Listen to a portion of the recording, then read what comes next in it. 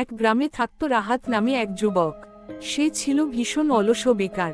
সারাদিন শুধু ক্ষেত ঘুমা, তার স্বপ্ন দেখত কিভাবে কোনো পরিশ্রম না করেই ধনী হওয়া যায়। তার বাবা একজন কৃষক ছিলেন। তিনি সকাল থেকে সন্ধ্যা পর্যন্ত মাঠে কাজ করতেন, আর মা গৃহস্থালির কাজ করতেন। কিন্তু রাহাত কখনোই কোনো কাজে হাত লাগাত না। বাবা মা বারবার বোঝাতেন, পরিশ্রম না করলে জীবনে কিছুই পাওয়া যায় না। কিন্তু রাহাত বলতো, সবই ভাগ্যের খেলা, যখন সময় আসবে তখনই সব হবে।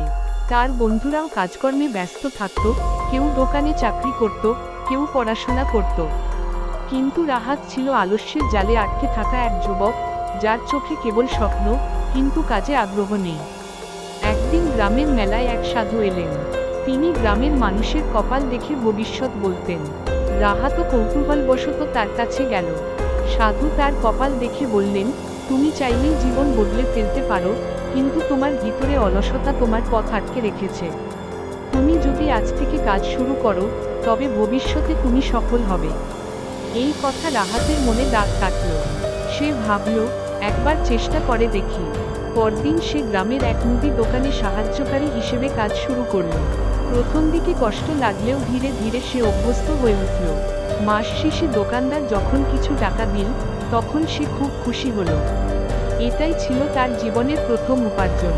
এই ছোট্ট সাফল্য রাহাতকে উদ্দীপ্ত করল। সে নিজের কিছু সঞ্চয় জমিয়ে ছোট্ট একটি চা দোকান দিল। পরিশ্রম আর ইচ্ছাশক্তির মাধ্যমে সে সেই দোকানকে বড় করল। কয়েক বছর পরে সে বিকেল গ্রামের অন্যতম সফল ব্যবসায়ী হয়ে উঠল। একদিন রাহাত ভাবল, যদি সেই দিনটা বদলাতে না পারতাম, তাহলে হয়তো আজও বেকার, অলস, স্বপ্নবাজ হিসেবেই রয়ে যেতাম।